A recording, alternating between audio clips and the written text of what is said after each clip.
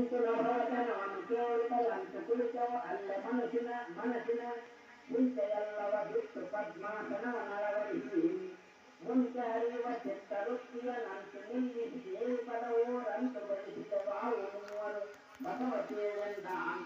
ಹೀಗೆ ಆಕಾಶವಾಣಿಯನ್ನು ಕೇಳಿದಂತ ನಾವು ನಮ್ಮ ದೇಹದ ಕ್ರಿಯೆಯೆಲ್ಲವನ್ನು ಬಿಟ್ಟು ಅಲ್ಲೇ ಪದ್ಮಾಸನವನ್ನು ಅಳವಡಿಸಿಕೊಂಡು ಹಾಕೊಂಡು ಆ ಪರಬ್ರಹ್ಮವನ್ನ ಏಕ ಚಿತ್ತದಿಂದ ಭಜಿಸಿ ಕಟ್ಟಿದಿವೆ ಮೂವರು ಹರಿಹರ ಬ್ರಹ್ಮಾದಿಗಳು ಅಂತ ಹೇಳ್ತಾರೆ.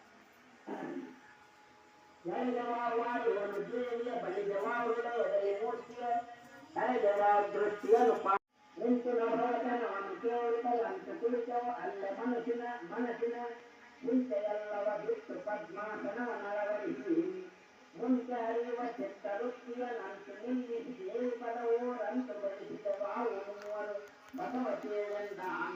ಹೀಗೆ ಆಕಾಶವಾಣಿಯನ್ನು ಕೇಳಿದಂತ ನಾವು ನಮ್ಮ ದೇಹದ ಕ್ರಿಯೆಯೆಲ್ಲವನ್ನು ಬಿಟ್ಟು ಅಲ್ಲೇ ಪದ್ಮಾಸನವನ್ನು ಅಳವಡಿಸಿಕೊಂಡು ಹಾಕೊಂಡು ಆ ಪರಬ್ರಹ್ಮವನ್ನ ಏಕ ಚಿತ್ತದಿಂದ ಭಜಿಸಿ ಕಟ್ಟಿದಿವೆ ಮೂವರು ಹರಿಹರ ಬ್ರಹ್ಮಾದಿಗಳು ಅಂತ ಹೇಳ್ತಾರೆ. ಜಯಜವಾಡುವನು ದೇವಿಯ ಬಳಿ ಜವಾಬುಗಳ ಎದರಿ ಮೂರ್ತಿಯ ಜಯಜವಾಬ್ ದೃಷ್ಟಿಯನ್ನು ಹರಿಜವಾಬು ಸಂಶಯದ ಮೂರ್ತಿಯ ಜಯಜವಾಬಿ ಕೆಳಗಿಯಲರಿಸ ಭೇಟಿಕೆಯೆಂದ. ಹೀಗೆ ತಪಸ್ಸನ್ನ ಆಚರಿಸಿದ ನಾವು ತಳಮಳಗೊಂಡು ಕಣ್ಣು ಕೆರೆದಿವಿ, ಜಗನ್ಮಾತೆ ಬರ್ತಾರೇನೋ ನೋಡಿದೀವಿ, ಮತ್ತೆ ದೇಹದ ವಿಚಾರ ಮರೆತು ಮತ್ತೆ ತಪಸ್ ಮಾಡಿದ್ವಿ, ಮತ್ತೆ ನಮ್ಗೆ ಯಾಕೆ ಸಂಶಯ ಮೂಡಲಿಕ್ಕತ್ತು, ಪ್ರಶ್ನೆ ಹೇಳಲಿಕ್ಕತ್ತು. ಇದೇ ಬಸವ ಹೀಗೆ ನಾವು ಜಗನ್ಮಾತೆಯನ್ನ ಪ್ರಾರ್ಥಿಸಿ ಕಟ್ಟಿದೆವು ಅಂತ ಹೇಳ್ತಾರೆ.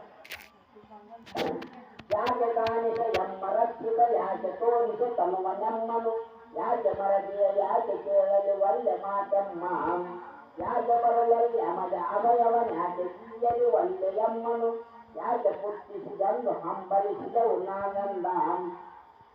ಆ ಪರಬ್ರಹ್ಮ ವಸ್ತು ಯಾಕೆ ನಮಗೆ ಕಾಣುವಲ್ಲಿ ತಾಯೇ ಏನು ಹಾಗಾಗಿ ಯಾಕಾದ್ರೆ ಈ ಬ್ರಹ್ಮಾಂಡಗಳನ್ನು ಮಾಡಿ